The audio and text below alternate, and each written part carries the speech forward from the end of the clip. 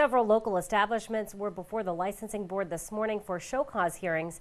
We have details on this episode of Barnstable Today. It's Wednesday, August 12th, 2015. I'm Sarah Mannel.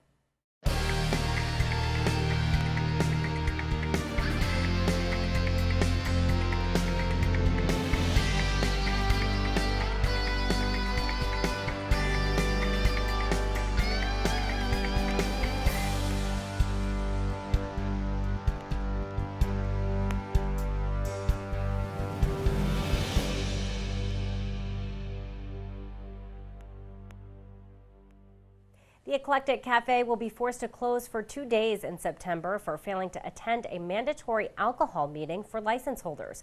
Patrolman Stephen Marr described this violation during this morning's licensing authority hearing. On the 29th of April, we held a mandatory meeting of all the licensees in which the manager before you received a notice in the mail to attend that meeting. He did not attend that meeting. After that, we sent up a subsequent notice that there would be a follow-up meeting on the 25th of June.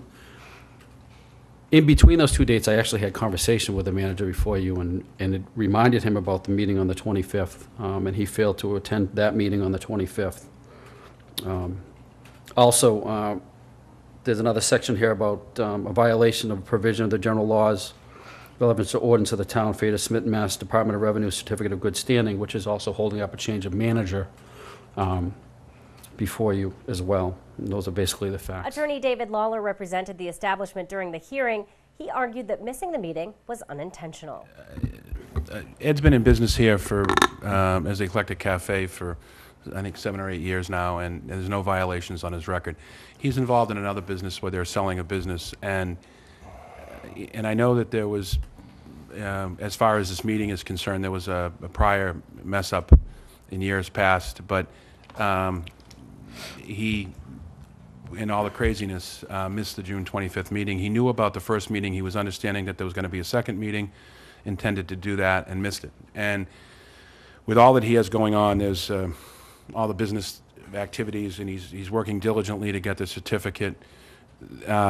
He's not disrespecting the board. He's always worked with the Barnstable Police Department. He's worked with the licensing division. And, you know, with this, you know, with the state of the economy, he just wants the board to take that into consideration, that he not be obliged to close at any point in time because of this. The board found the Eclectic Cafe guilty of missing the required annual alcohol meeting and ordered the establishment to close for 2 days in September. 2 days will also be held in the event of any future violations. The International Inn will be forced to close its doors after being found guilty of various health code violations. Health Inspector Donna Morandi talked about the violations during this morning's licensing authority hearing. They were closed on July 16th. They had, due to, critical violations. There were temperature problems, sanitation problems, pest problems. They were applying ant and roach killer, and when they shouldn't be. They should hire a licensed pest person.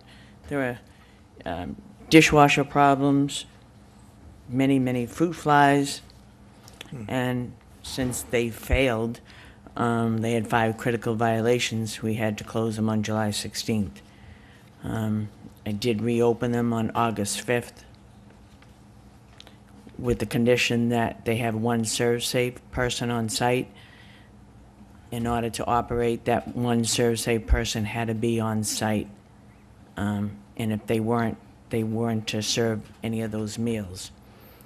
The chef that was ServSafe said he couldn't work 7 days a week, breakfast, lunch, and dinner. And then this morning, I went there, and that chef is no longer there. They had no ServSafe person on site. They had 8 critical violations, and I had to close them. Licensing Authority Vice Chair Eugene Berman says he is sad to see the International Inn continually have problems. However, this property is one of the key properties on the main street. It affects tourists from all over the country, all over the world. as a former owner of the property back in the 80s, I can tell you it's a big challenge to run it, and it requires professional management, which I have not seen even the glimmer of it in the current ownership. And I am totally embarrassed by having my name associated with it in the previous years. I no longer have any connection with it of any kind, but it used to be pristine, and it's both the indoor and the outdoor pool.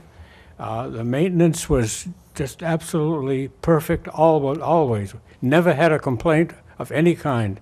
And to now listen to these complaints, it embarrasses me beyond words. The licensing authority found the International Inn guilty of those violations and ordered the establishment to close until the next licensing authority hearing September 21st. The inn can appeal the decision, which would allow them to reopen if they were able to correct the health code violations. The Beech Tree Cantina will be forced to close for one day in September for various health code violations. Barnstable Patrolman Stephen Marr talked about some of the issues. Still good morning, Mr. Chairman. Patrolman of the Barnstable Police Department. On July 4th, 2015 at 2:12 in the morning, Sergeant York was assigned to Main Street Hyannis operating a marked police motorcycle. During that time, he was conducting security checks of the area when he drove down the alley that is part of the Beech Tree property. When he drove down that alley, he observed 7 subjects who appeared to be employees of the Beech Tree.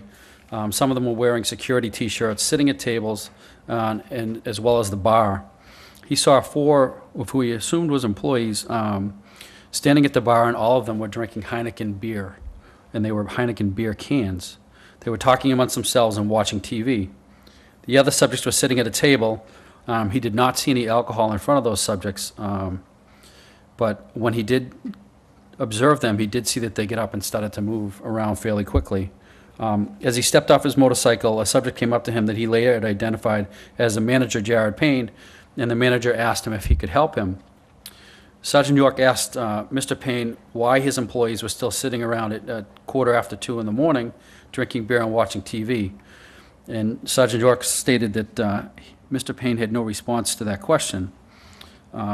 Sergeant York also observed that there was no cleanup going on, there was no other work being done.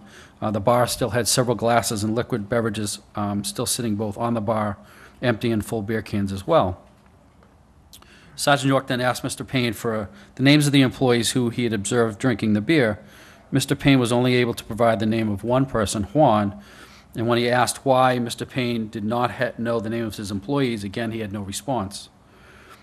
3 of the subjects that he later identified that he observed drinking the beer are available for you if you need so.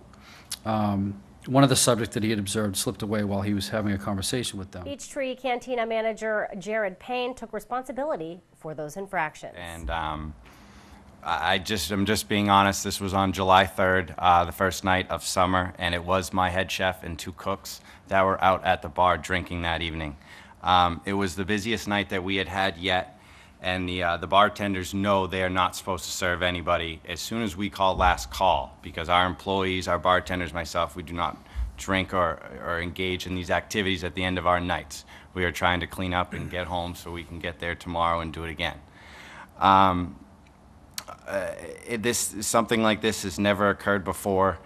These cooks had been in that kitchen for 15 hours that day. It's hot, it's a long day, and they are usually allowed to have a beer at the end of their shift when they are finished.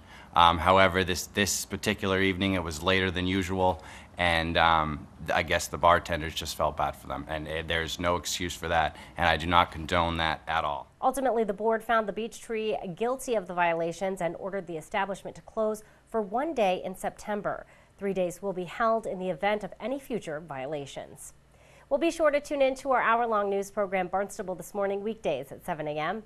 On tomorrow's show is our weekly golf segment. We'll learn more about biking as well, and we'll get a preview of tomorrow night's Town Council meeting. For Barnstable Today, I'm Sarah Mannel.